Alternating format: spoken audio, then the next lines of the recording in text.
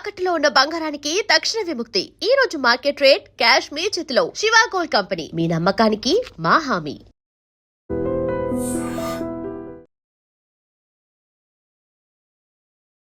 నమస్కారం, welcome to I dream.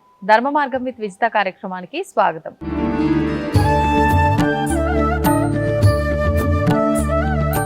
నమస్కారం అండి. జై శ్రీరామమ్మ. జై శ్రీరామ్ అండి. మనకి శ్రావణ మాసంలో వచ్చే పౌర్ణమి రోజున చాలా మంది అంటే వరలక్ష్మి వ్రతం చేసుకోవచ్చా, మాకు ముందు వచ్చిన 2 వారాలు వీలవ్వలేదు, మరి ఈ వారంలో చేసుకోవచ్చా, ఈరోజు పౌర్ణమి ఉంది. మామూలుగా వ్రత కథ విన్నప్పుడు మనకి పౌర్ణమికి ముందు వచ్చే శుక్రవారాలు అని చెప్పబడి ఉంది. మరి పౌర్ణమికి ముందు వచ్చేదేమో మాకు కుదరలేదు, ఈసారి పౌర్ణమి ఆ రోజునే ఉంది, చెయ్యొచ్చా చేయకూడదా. ఇంకొకటి, ఈ రోజున చంద్రగ్రహణం కూడా ఉంది అని అంటూ ఉన్నారు. మరి చంద్రగ్రహణం రోజున వరలక్ష్మి వ్రతం చెయ్యొచ్చు అంటారా, ఏమైనా దోషమా, మరి ఈ రోజు కాకపోతే మళ్ళీ వచ్చే వారం చేయొచ్చా, ఇలా చాలా మందికి చాలా సందేహాలండి. ఒకసారి దాని గురించి వివరంగా మాట్లాడండి. తప్పకుండా అమ్మ. శ్రీవరలక్ష్మి నమస్తుభ్యం అని చాలా పురాతనమైనటువంటి కీర్తన.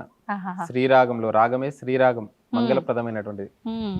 సారసపదే రసపదే సపదే పదే పదే పూర్వస్థ శుక్రవారం అంటే పౌర్ణమి కంటే ముందు ఉండేటువంటి శుక్రవారం రోజు చేయమన్నారు. ఇంకా విశేషమైనటువంటి ప్రమాణం ఏమిటి అంటే, పౌర్ణమి రోజు శుక్రవారం రోజు వస్తే పౌర్ణమి రోజే చెయ్యాలి వరలక్ష్మి అని వ్రతం అని చెప్పారండి. అలా పౌర్ణమితో కూడి ఉంటే అదే పౌర్ణమి రోజు, ఇప్పుడు 28వ తేదీ రోజు పౌర్ణమితో కూడుకున్నటువంటి శుక్రవారం కదా, తప్పకుండా ఆ రోజు చేయవచ్చు అని మనకు శాస్త్ర ప్రమాణం కలదు. శాస్త్రం అంటేనే శాసించేటువంటిది. ఆ రోజు ఉదయం అంతా పౌర్ణమి ఉన్నది కదండి, 9:30-10 గంటల వరకు. కావున అంటే ఆ పౌర్ణమి గడియలు ఉన్నప్పుడే చేయాలంటారా? ఉదయం ఆ రోజు ఉదయం అంతా కూడా చేయవచ్చండి, మధ్యాహ్నం వరకు చేయవచ్చు, సాయంకాలం కూడా చేసుకోవచ్చు. చంద్రగ్రహణం అనేటువంటిది లేదండి, లేదు. పదే పదే ఇప్పుడు మాధ్యమాల్లో కూడా చెప్పడం జరుగుతుంది అందరూ. భారతదేశంలో చంద్రగ్రహణం లేదు. అమెరికా తర్వాత కొన్ని దేశాలకు, విదేశాలలో కొన్ని దేశాల్లో ఉంది, కానీ భారతదేశంలో ఎక్కడ చంద్రగ్రహణం కనబడదు. దీనికి నియమాలు పాటించిన అవసరం లేదు. గర్భవతులుగా ఉన్నటువంటి స్త్రీలు ఏమి నియమాలు అవసరం లేదు, హాయిగా మీ పనులు చేసుకోండి. అదే విధానంగా వృద్ధులు, పిల్లలు అందరూ కూడా ఆహార నియమాలకు ఏమీ నియమాలు పాటించిన అవసరం లేదు. హాయిగా రోజు వరలక్ష్మి వ్రతాన్ని చేసుకోండి, హయగ్రీవ జయంతిని చేసుకోండి, వైదికులు ఉపాకర్మను చేసుకోండి. ఉపాకర్మ అంటే యజ్ఞోపవీత మార్పిడి. అట్లా వరలక్ష్మి వ్రతాన్ని తప్పకుండా ఆ రోజు చేసుకోవాలి. అందులో చారుమతి ప్రభృతిభిహి అని చెప్పారు. చారుమతి అంటే ఎవరండి? చారు అంటే ఏమిటి? సంస్కృతంలో అందమైన అని అర్థం అన్నట్టు. అందమైన మతి, బుద్ధి కలిగినటువంటిది, అంతే కదండి. సాధ్వీమని మరలా అందరికీ రాలేదు ఆ స్వప్నం. సాక్షాత్తు అమ్మవారే స్వప్నంలో వచ్చి చెప్పింది. ఈ వరలక్ష్మి వ్రతాన్ని పూర్ణిమ కంటే ముందు శుక్రవారం చెయ్యి. మనకు పురాణంలో పూర్ణిమ రోజు కూడా చేయవచ్చని చెప్పారు. అంటే సాధ్వీ లక్షణాలు అంటే ఏమిటి అంటే, సమాజంలో అందరి యందు కూడా ప్రేమగా ఉంటుండే, ఆప్యాయంగా ఉంటుండే, ఒక భక్తిగా ఉంటుండే. అందుకనే ఆవిడకి వచ్చింది. ఆవిడ ద్వారా, ఈ వ్రతం ద్వారా అందరూ కూడా ఈ రోజుకి కూడా వరలక్ష్మి నుండి మొదలుకొని ధనలక్ష్మి వరకు. ధనలక్ష్మి అంటే ఎవరండి? మనకు ఆశ్వయుజ మాసంలో వస్తుంది కదా, ధనలక్ష్మి పూజలు చేస్తారు కదా. 4 మాసాలు కొన్ని సంప్రదాయాల్లో ప్రతి శుక్రవారం కూడా అమ్మవారిని ఆరాధిస్తారు. తర్వాత అమ్మవారు జన్మోత్సవం కూడా అని అంటారండి ఆ రోజు. భృగు అంటే లక్ష్మి కదండి, అమ్మవారు ఆవిర్భవించింది భూమి మీద. కొల్హాపూర్ లక్ష్మి అమ్మవారు. అంత గొప్పనైనటువంటి పర్వం అండి ఈ వరలక్ష్మి వ్రతం. శ్రావణ పౌర్ణమి ఆ రోజు చేస్తే ఇంకా విశేషం. చంద్రుడితో బుట్టువట సొంపు కలలకే మరుదు. ఎవరండి అమ్మవారు? చంద్రుడికి సోదరి కదా.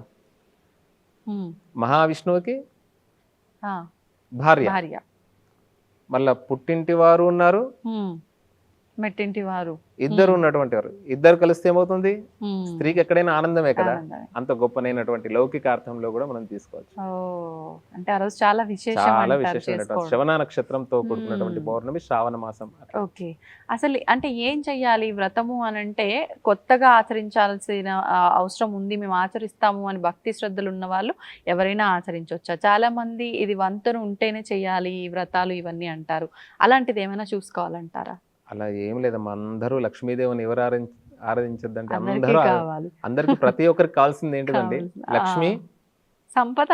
కటాక్షం, విటమిన్ ఎం కదండి. ఎవరు ఏ పని చేసినా నేను చాలా సాక్రిఫైస్ చేస్తున్నాను, నీ గురించే జీవిస్తున్నాను అని అంటారు కానీ ఉమ్. ఎవరు ఒకరి గురించి కాదండి. అంతే.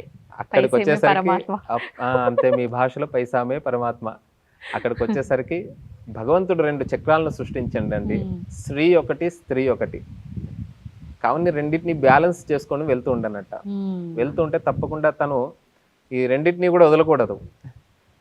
అట్లా వెళ్ళినటువంటి వారికి లక్ష దర్శనాంకయో అని మనకు కోశకారుడు చెప్పిన విధానంగా లక్ష్యాన్ని చేరడం. అసలు లక్ష్మి ఎన్ని స్వరూపాల్లో ఉన్నదండి, ఉమ్. అష్టలక్ష్మిలు అంటాం, కానీ వైదికంలో చెప్పారు ఉమ్. అసలు వరలక్ష్మి అనేటువంటి పదం ఎక్కడ వచ్చింది అని అంటే, ఉమ్. సిద్ధలక్ష్మీర్ మోక్షలక్ష్మి జయలక్ష్మి సరస్వతి ఉమ్. శ్రీలక్ష్మి వరలక్ష్మీశ్చ ప్రసన్నా మమ సర్వదా. అందరికి కావాల్సింది ఏంటిదండి, పని కావాలి. అవును అవును. ఏది చేసినా కూడా, ఇప్పుడు మనం ఏ పని చేస్తున్నా కూడా దాంట్లో ఒక ఉన్నతమైనటువంటి హా. సిద్ధించాలి అని అంటుంటాం కదా. అవును అవును. అంటే ఆ లక్ష్యాన్ని చేరుకోవాలి. ఉమ్. తర్వాత మోక్షలక్ష్మి అంటే ఉమ్. ఒక కష్టం నుండి బయటపడడం. ఏదైనా ఒక సమస్య వస్తుంది అనుకోండి, ఉమ్.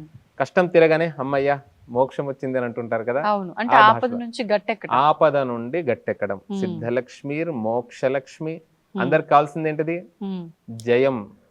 ప్రతి సార్లు పనిలో పెంచుతనే సార్లు పెరగడం కానివ్వండి, లేకపోతే ప్రమోషన్ రావడం కానివ్వండి, ఇవన్నీ కూడా జయమే కదండి. అవును. జయద్వారం అని ఉంటుంది. ఒక ఆర్చ్లోకి వెళ్ళగానే, దేవాలయం దగ్గరికి వెళ్ళగానే అమ్మయ్య అని అనుకుంటాం. దేవుణ్ణి దర్శనం చేసుకుని అవసరం లేదు, దేవాలయంకి వెళ్ళగానే ఒక ప్రశాంతత కలుగుతుంది. అవును. సిద్ధలక్ష్మీర్ మోక్షలక్ష్మి జయలక్ష్మి సరస్వతి. ఉమ్. కావాల్సింది ఏంటిదండి మానవుడికి, జ్ఞానం. జ్ఞానం. జ్ఞానం అంటే ఏంటిది, ఉమ్.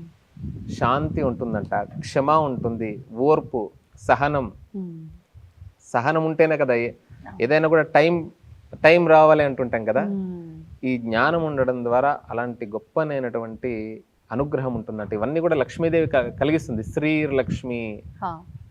వరలక్ష్మి అంటే ఈ 5ంటిని ప్రసాదించేటువంటిది వరలక్ష్మీదేవి. వరలక్ష్మి ఉమ్. అంతే కదండి. మరల ఇంకొక అర్థం కూడా ఉంది, అనేక అర్థాలండి సంస్కృతంలో. ఆహా. ఇప్పుడు లక్ష్మీదేవి విష్ణుమూర్తి ఎక్కడ ఉంటే ఉమ్. అక్కడే కదా. ఇప్పుడు కృతయుగంలో నృసింహస్వామి అవతారం ఎత్తితే చెంచులక్ష్మి అమ్మవారుగా, త్రేతాయుగంలో శ్రీరామచంద్రుడైతే సీతా మహాలక్ష్మిగా, వరాహస్వామి అవతారం ఎత్తితే ఉమ్. భూదేవిగా. ఇట్లా స్వామి ఎక్కడ ఉంటే వెంకటేశ్వర స్వామి అవతారం ఎత్తాడు కాబట్టి అవును. పద్మావతి అమ్మవారుగా వచ్చింది. కాబట్టి వరాహ అంటే ఎవరు సంస్కృతంలో, ఉమ్. నారాయణుడు అనే అర్థం. ఇప్పుడు వరుడు అంటుంటాం కదా. అవును అవును. ఇప్పుడు వరమహాలక్ష్మి అని అంటే మనం పేర్లు చూస్తుంటాం. వరుడు అంటే ఏంటిది, ఉమ్. నారాయణ స్వరూపుడు. వివాహ సమయంలో మామగారు ఉమ్. అంటే తనకంటే వయస్సులో పెద్ద అవును. అయినా కూడా కాళ్ళు కడుగుతాడు. ఎందుకు కడుగుతాడు, లక్ష్మీనారాయణ స్వరూపాయ వరాయ అని అంటుంటాం కదా. అవును. ఇక్కడ వర అంటే నారాయణుడు, నారాయణుడితో కూడుకున్నటువంటి లక్ష్మీ అమ్మవారు. అందుకనే భార్య భర్తలు ఇద్దరు కలిసి చేయవలసినటువంటి వ్రతం అండి ఇది. ఉమ్. అందరు ఈ రోజు స్త్రీలు ఒక్కరే చేయాలనుకుంటారు, చేస్తున్నారు కదా. ఇద్దరు కలిసి ఆచరించవలసినటువంటి వ్రతం. వివాహం అయిన వాళ్ళు మాత్రమే చెయ్యాలి ఒక రకంగా. మరి అయితే. వివాహం అయినటువంటి కానీ వాళ్ళు చేయొచ్చు, సింగిల్ గా ఉన్న వాళ్ళు చేస్తున్నారు, చేసుకోవచ్చు. పెళ్లి కాని వాళ్ళు చేస్తున్నారు. అంటే గృహస్థులు చేయడం చాలా విశేషం. ఉత్తమం. అంతే కదండి. పక్కన ధర్మపత్ని ఉంటేనే ఏదానికైనా అర్హత. ఉమ్. ఆవిడ కూడా ఒక షెల్లా వేసుకొని చేస్తుంది. ఉమ్. అంటే రాను రాను అన్ని సంప్రదాయాలు మారుతూ ఉన్నాయి కాలానికి అనుకూలంగా.